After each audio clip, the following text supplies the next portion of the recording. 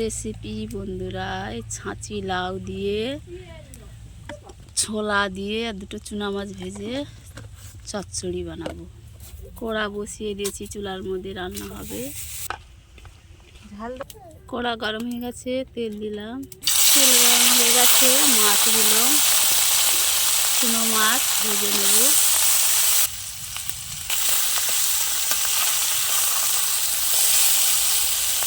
চুনো মাছগুলো ভালো করে ভেজে নেব। চুনো মাছ ভাজা হয়ে গেছে, নামিয়ে নেব। পেঁয়াজ,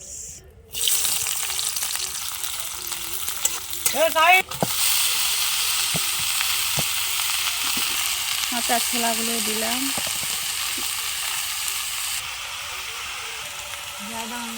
পানি কদু ছোলাটা ভালো করে কষিয়ে নেব। লবণ দিলাম, হলুদের গুঁড়ো 1 চামচ, লঙ্কার গুঁড়ো 1 চামচ। ভালো করে নাড়াচাড়া করে কষিয়ে নেব।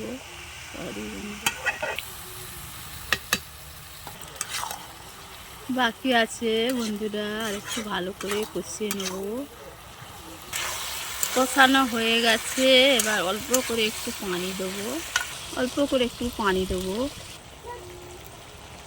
অল্প করে ভাজা চুনো মাছের মধ্যে ছড়িয়ে দেবো, বেশি দেবো না।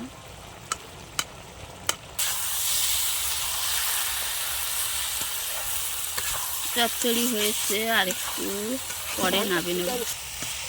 চচ্চড়ি হয়েছে, আর একটু পরে নামিয়ে নেব। হয়ে গেছে চচ্চড়ি, নামিয়ে নেব। চচ্চড়ি হয়ে গেছে, নামিয়ে নিয়েছি।